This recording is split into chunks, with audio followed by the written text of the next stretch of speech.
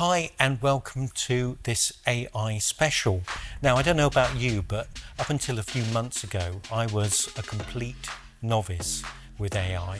So what I've done is I've distilled the last 3 months of my experience into this one. It's about a 20-minute video, I think. In the first half we'll look at concept images that I've created, some simple, some complex. And I'll show you how I shot them using Photoshop and Generative Fill, and then we'll put them through an AI video generator, and I'll tell you why I went for this platform, and I'll show you the prompts that I used to generate the images, and we'll talk about the degrees of success. My promise to you is no giant kitties, no fire-breathing dragons, no sponsorship, just good, wholesome, dishonest AI. To give you some background, I shot my first levitation in 2009 and literally never looked back. Everybody's idea of concept photography is different, I get that. Mine is levitation, and the reason I chose levitation was because I thought that there were opportunities. There's a little bit of there could be a bit of glamour photography there. There could also be the opportunity to tell a story. So plant little clues in parts of the picture, like an old master, and just make people think about an issue or something like that. Or the other thing that I like doing is putting the model front and center of a fantastic landscape or amazing architecture. It doesn't have to be a person floating, it can be an object or a thing or a device, but my take on this is that whatever you shoot, ensure that the image is grounded in reality, no matter how far-fetched the concept may sound on paper.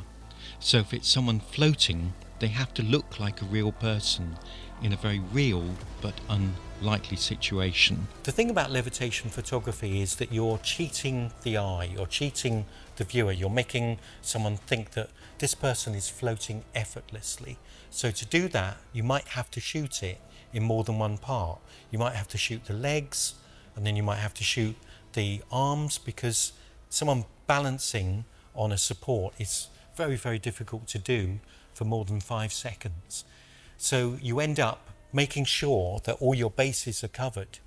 So before Generative Fill, you would shoot what's known as a clean plate. So in other words, no support, no model, and you'd always have that clean plate to go back to rely on. So then you'd bring in your support, you'd bring in your model, shoot a range of different shots to make sure you capture the levitation, and then in post-production you just remove the support. Now what Generative Fill has allowed us to do is really just basically put a lasso around the support and just get rid of it.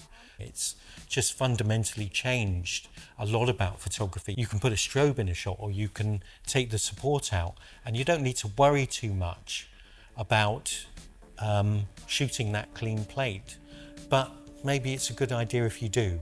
Anyway, let's look at Generative Fill. Okay, so this is a shoot I did way before AI, way before any of the fun stuff in Photoshop, and I never actually did anything with these images, so I think it's time to put that right, and let's see what we get. It was around about Halloween. We'd done the actual shoot itself. House was covered in dust because we were doing some renovations, and I said to the model, let's try like a ghostly shot. So we just had a bit of fun with an old phone, some dust and a white sheet, and this is the shot that I'm going to work on. There's quite a few elements to this shot, so what I want to do is create a bony hand reaching out for that phone. And I would have gone onto the web, found some kind of anatomical reference to a skeleton, and I would have, used the results, credited the author, or asked the author if I could use it, and then take from there. But now with Generative Fill, you just basically put a lasso around this area here, and I'm going to type replace hand with bony digits. Right, and I'll speed this next part up, so I'll stop talking, just speed this next part up so we see what results we get. Now, this does happen sometimes. You get an issue where Photoshop comes back with that error message. Let me try a different prompt. Okay, replace arm with skeleton under the sheet. I think this is going to be a problem as well. Oh, it's done it. Okay. Okay, now that's not bad.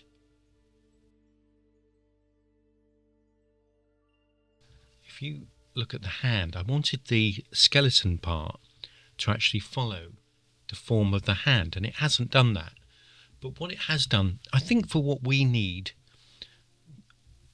that is going to be fine. Now, what I'm going to do with this is knock back this part of the design. First of all, if you go to the far right of the picture and you just select enhance, that's this little arrow thing here, then you'll get the enhance. Now what I'm going to do is also just hit the eraser. You get this no entrance sign. Well, it's not a no entrance sign, but you know what I mean. But if you click it, it will say, okay, you need to rasterize the smart image. Just click OK. And now you're basically, what I'm going to do is knock back this arm so that it's actually behind the sheet. I'm going to, again, just look at the flow, take the flow down a little bit, and the opacity's at 35%. Yeah, that's not too bad. Okay, let's start. Let's increase the size of this and just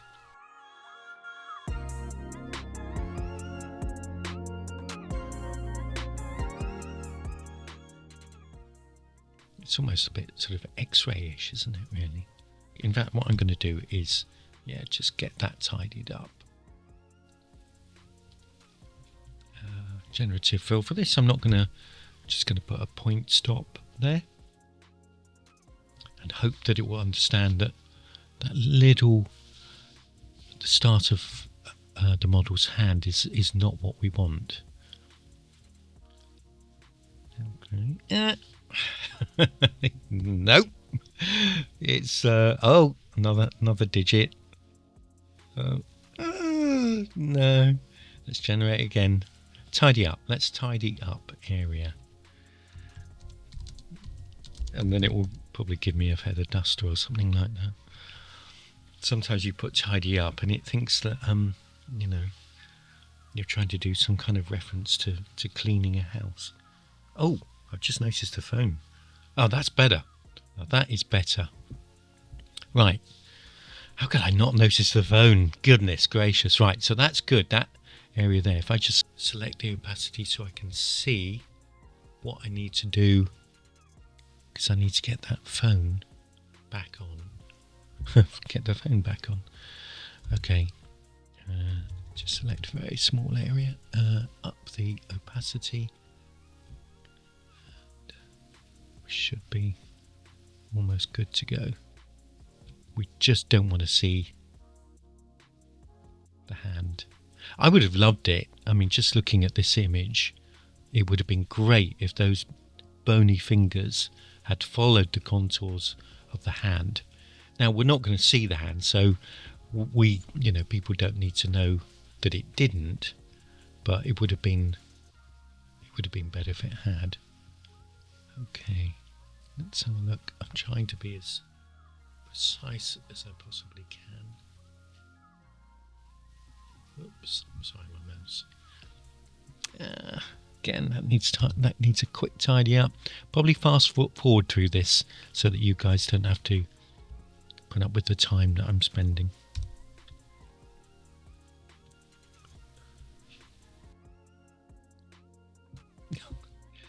this is right. I mean, what does it think it's doing? It's put a baby behind the phone. I don't get how it thinks. You know, we're looking at the image at 300% there, so I can't see that. I don't think anyone's going to notice that. Right, so I think that's pretty good. Now, I want to do one more thing with this image. Again, it's just the suggestion of a figure, and I'm not going to do anything with you'll see, I've tried this before, so I'm actually pretty confident. Suggestion of skeletal figure under sheet and generate. Well, that's not bad. Okay, so that's number one. I like that. I mean, that is, you know, that's sort of got a bit of creeping. I mean, okay, again, for the sake of this demo, I would probably go through a few more iterations to see what was possible. But for me, as you know, just a quick demonstration of what's possible, what I'm going to do again is, first of all, is just enhance that. And then I'm basically going to go back to my trusty eraser, rasterize the image, and blah, blah, blah. Now I want to just create, what I want to do, again, is just knock back. I don't know what it is, but I just like the suggestion of something. I always find that sometimes more powerful than, we don't need to see the head of this thing, but we do. What I always wanted to do was see that rib cage, so I really like that. In fact, that's what I'm going to do. I'm going to reselect it, and I'm just going to put knock back. No, I'm not going to put knock back. I'm going to put more sheet in front of skeleton. There you are. Just a direct request. Let's see whether it gets it.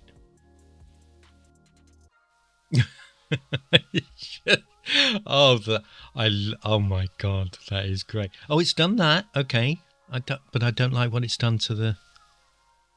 That's a bit. You see, this is great. You would have spent ages creating these, and I think that's the point.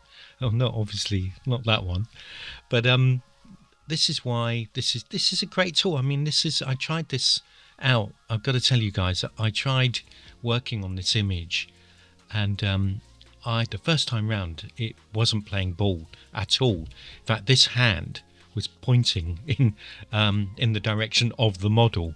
So just by tightening up some of the prompts, I've actually got myself a fairly decent image here.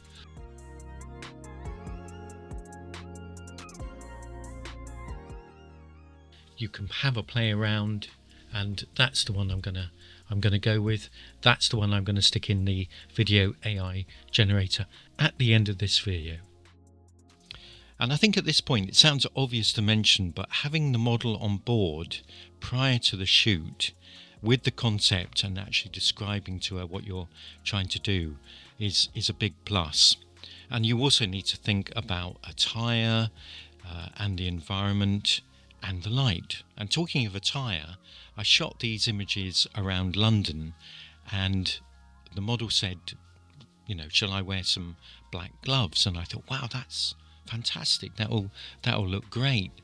And of course, you know, black on black, it wasn't really an ideal combination. Okay, so back to 2013 and more work on concept photography. And at the time, I bought this heavy-duty plastic phone, which is called a Bakelite in the UK. and they were used extensively around the Second World War or just after. I don't know if it was because they're like an indestructible form of plastic, but they are really sort of beefy looking phones. And I was shooting with a model by the name of Sarah Ray, and this is what we came up with. I wanted to shoot actually in the hallway of a hotel.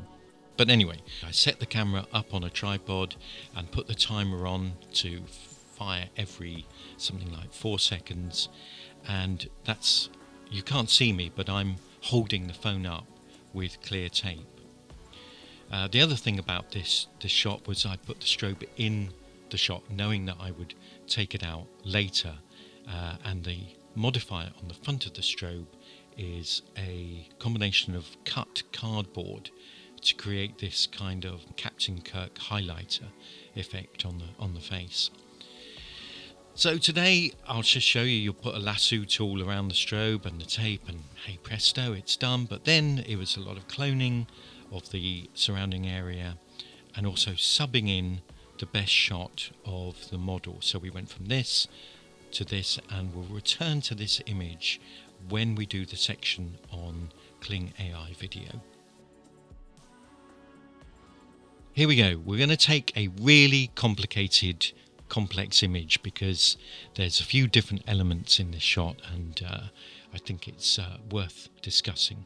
And I was working for an agency in Wokingham. I asked my boss, Jim Martin, if I could shoot in the glass-walled office we had, and he very kindly allowed me to shoot over 2 evenings.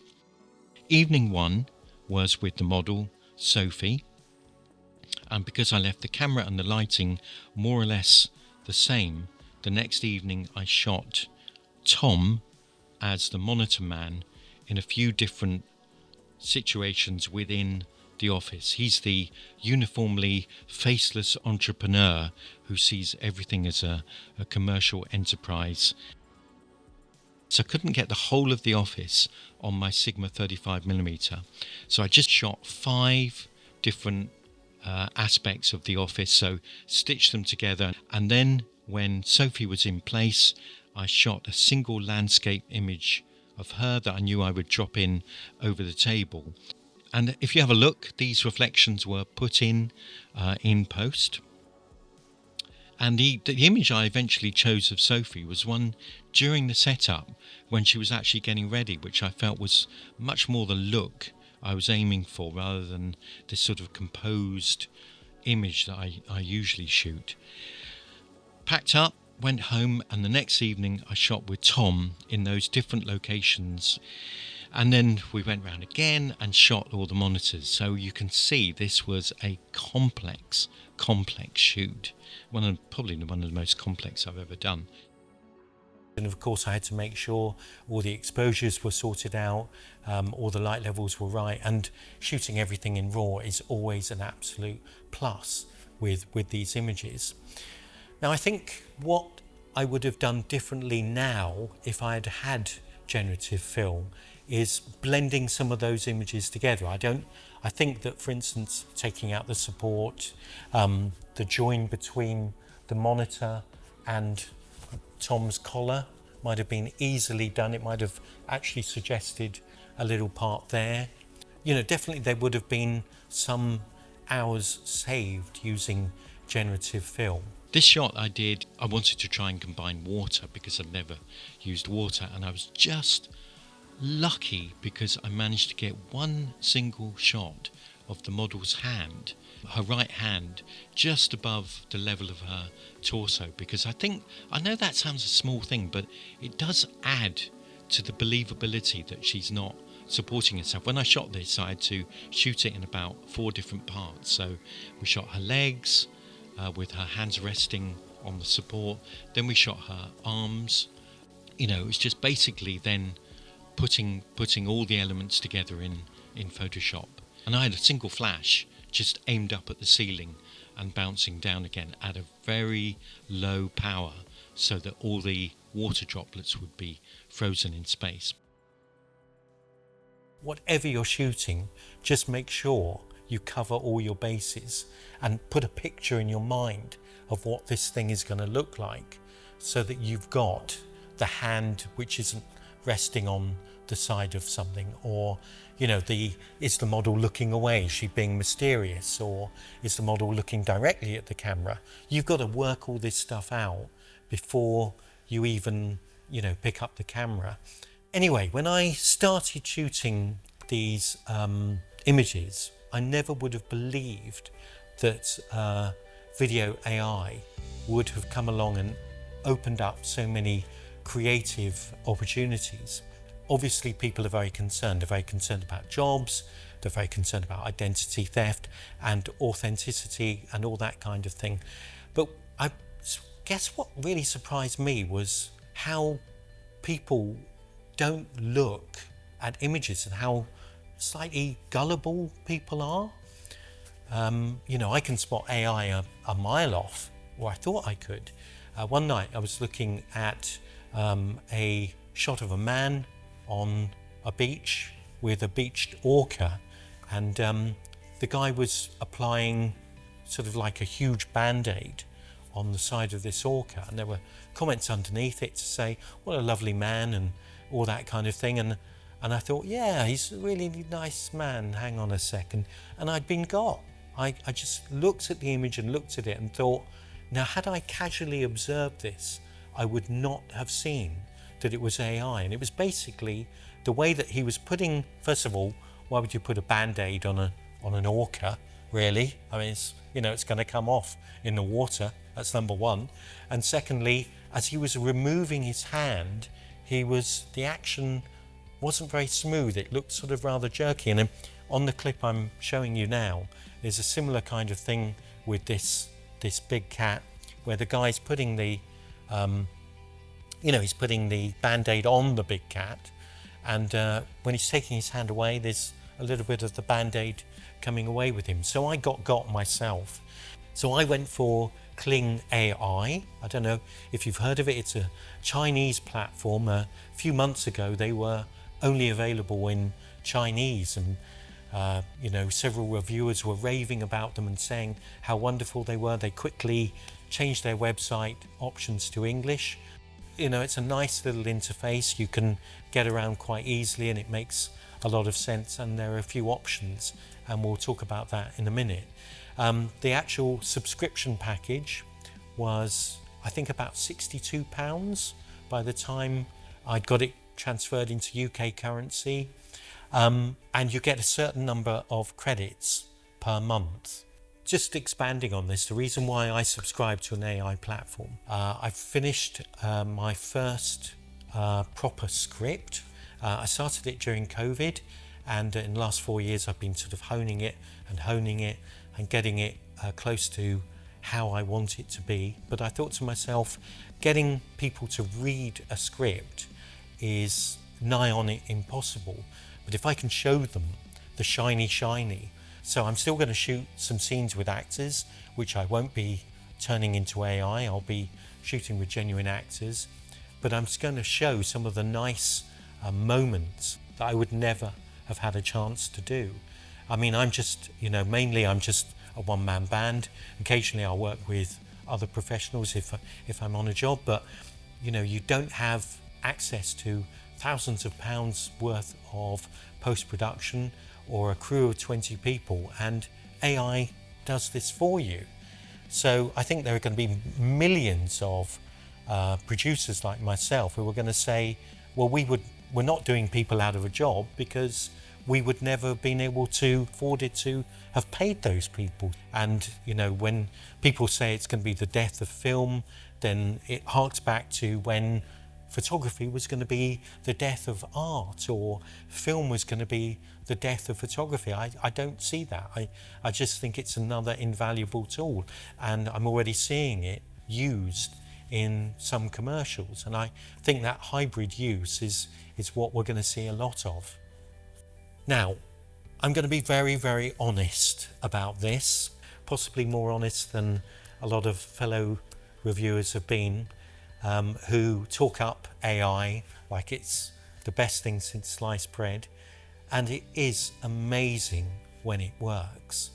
But the analogy I have is that it's a bit like a one-armed bandit. you're feeding your money in and you're hoping for a jackpot, and it doesn't always happen. So basically in the prompt, you work on a prompt, you get the result back, the video result back, and then you try and change some things, and each time you get a version back and there's something slightly different. Sometimes you can get one done in the space of 3 or 4 iterations and it's done, and you think, yeah, that's fantastic, that's exactly what I envisaged, and that's great. But other times you'll go up to 15 or 20 iterations before you're fairly happy with it. It's not quite right. There's a hand which doesn't look natural. It doesn't look as if you'd shot it yourself, but you'll get away with that. You put in the prompt, pan left, or move in, or pull out. Most of the time it does these things. Occasionally it just doesn't. So you're left with putting a thumbs down on your response, and you think, hey, wait a minute, I want my money back because it didn't do what I asked it to do. But you can't get your money back. It's just you pays you money and you takes your choice. So I think in that respect, the model has to improve. If more and more people are going to subscribe to these platforms, then I think more and more people will subscribe, then I think they need to look at that model, because it's not good enough at the moment. Kling has got basically 3 levels. It's got 1.6, which is your basic level, 2.1, and then a sort of 2.1 Pro version. Now, 2.1 standard version, a 5-second clip is 35 credits, and a 10-second clip is 70 credits. Now, I burnt up all my month's credits within the first few days of subscribing to KlingAI. And so what I did, I went out and bought another package of 3,500 credits, and I'm probably about halfway through using those up, and that was £33. So I'm still under £100, and I still haven't started creating these images for my film yet. I've not tried the Pro 100 credits per 5 seconds on 2.1. You get better adherence. So let me read out actually why you're paying 100 credits and not 35. KlingAI tells the future. That is funny.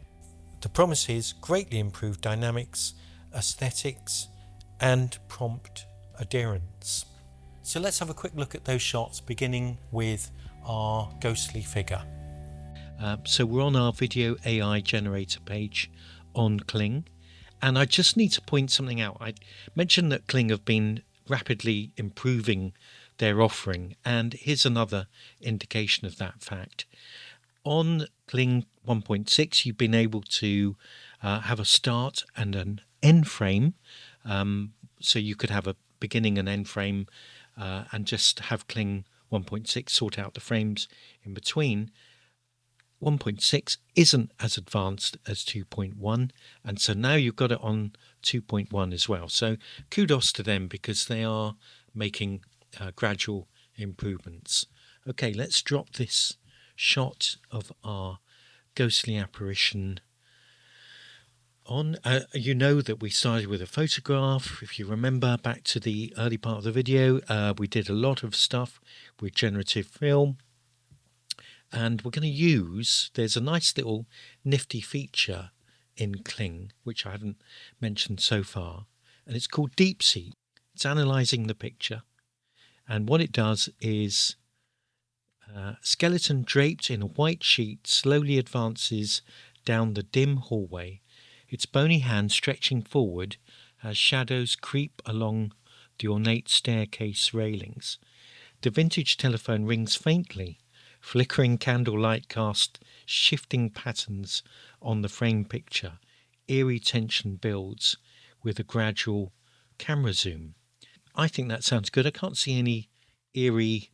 One thing I want to do about the light. Why would it matter visually for the vintage telephone to ring? Light is transmitted. Transmitted through the sheet of our ghostly apparition. How do you spell apparition? Not like that. Apparition, that's better. Eerie tension builds with a gradual camera zoom in. Does really well with these zooms ins, I've noticed, because it seems to get the detail at a higher level. Okay, so let's generate that and see what we get. I'll probably try one more version of this with maybe a pointer to the sheet billowing in the wind. I didn't see that in the notes, and that would have been a nice thing to mention.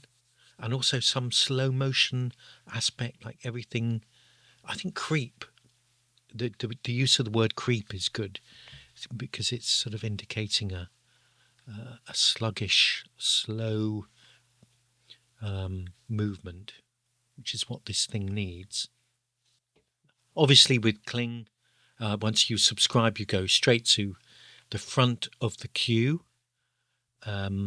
If you were,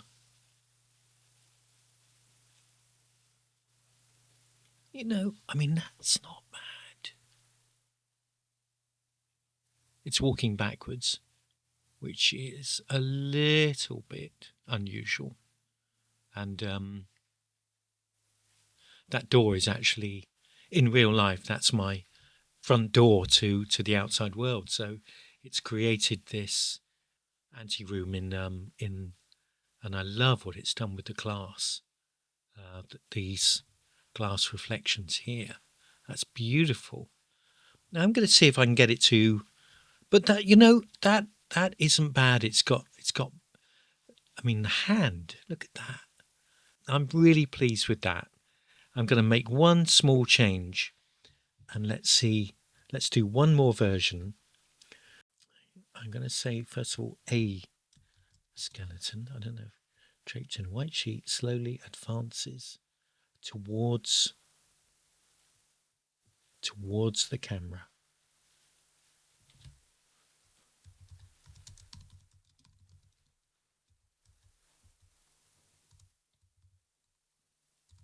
I don't think we need to, I didn't see any flickering candlelight, but we don't need this line here. I don't think. I'm going to get rid of that.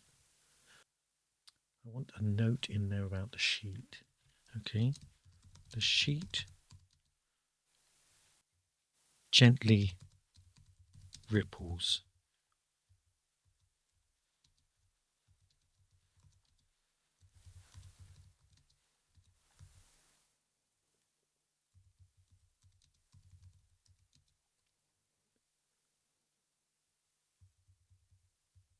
Gets closer. Flickering. And I think we'll leave it like that. So all I've changed is a skeleton draped in a white sheet slowly advances towards the camera. Its bony one hand, stretching forward as shadows creep along the ornate staircase railings. The sheet gently ripples as the figure underneath gets closer.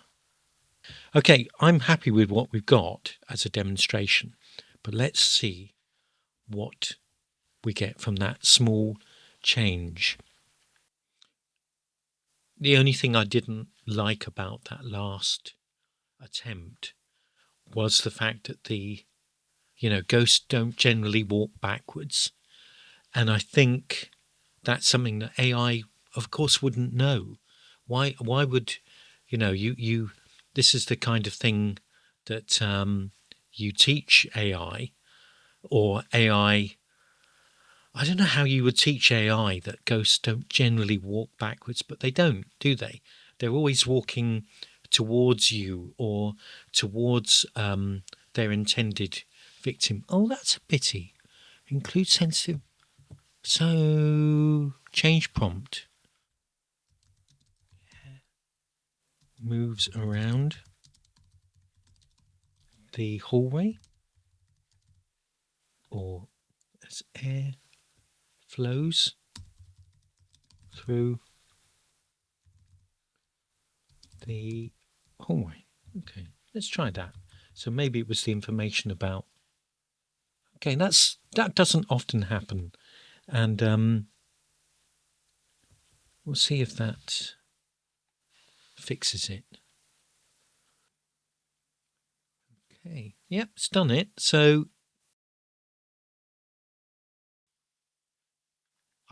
I love that hand. It's so realistic to have gone from nothing to that. You could really work on that hand in future prompts. I'm not going to do it because I could spend about 5 to 10 prompts working on that, but I would probably bring the hand closer to the camera very early on in the segment. But it's a good job. Two really good attempts. Still don't get quite why it seems to be almost walking backwards, and that I would have to fix that in the prompt. But generally, I'm pretty good. And one thing worth mentioning: look at the effect on the phone as the phone gets closer to the edge of the frame. I'm going to just pause it actually on that moment.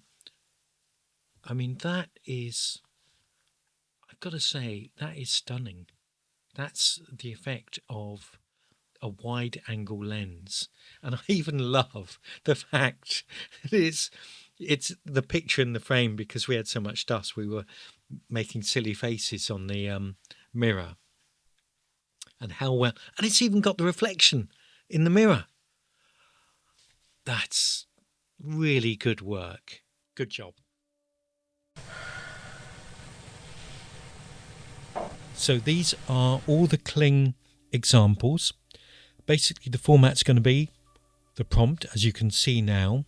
But these next prompts will be up shorter, so you might need to pause it.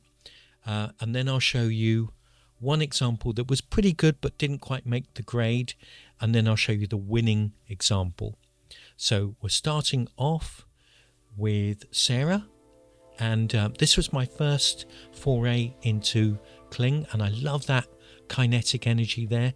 It was a standard one though, so there you are. Here's professional. It's a bigger image. You've got a bit more resolution to play with, and look at that depth of field. Yay. Okay, here we are, our boardroom levitation. A few honourable mentions coming up. First one, Sophie's bouncing around a little bit there. Looks a bit like she's doing a spacewalk. Second one, there's a monitor on the left of the frame. So if you look at this monitor, I rejected it, basically.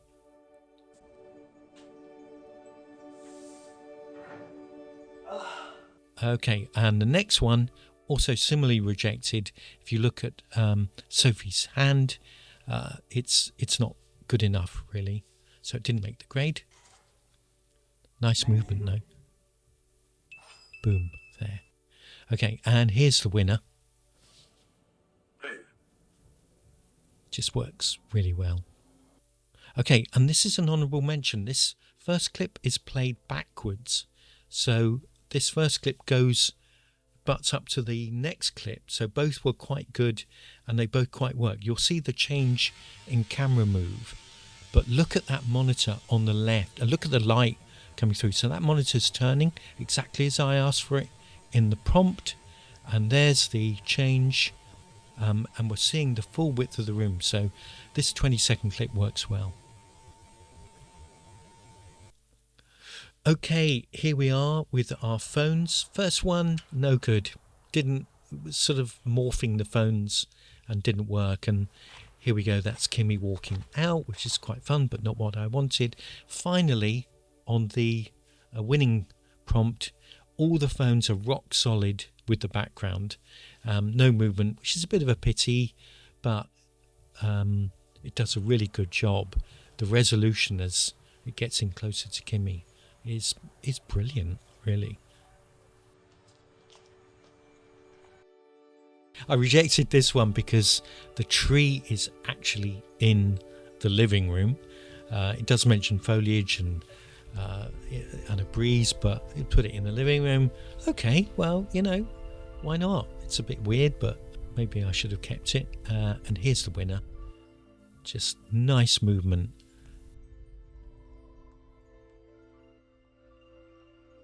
This is, if you follow my channel, you'll see that I've done one bullet time video with Ola, and basically I thought I'd try it within Kling.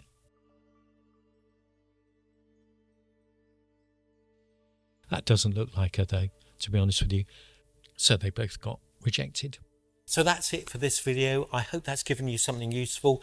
I've been as honest and open about my experience of using AI as I possibly can be. And I believe that hit and miss element is something that is going to get better and better. They'll obviously work on future iterations of this, of different platforms. But hey, you know, you might say, I don't use Kling, it's rubbish, next to VO or Midjourney. And if you're one of those people who knows more about this stuff, please leave a comment. Tell us what your experience has been and why you think something like VO or Midjourney are better options. I'd love to hear from you. I really would. And if this has been of use to you, then maybe just hit the subscribe button or like, because it would be great for people to take advantage of this learning. When that trailer is ready, I shall be sharing it on this platform.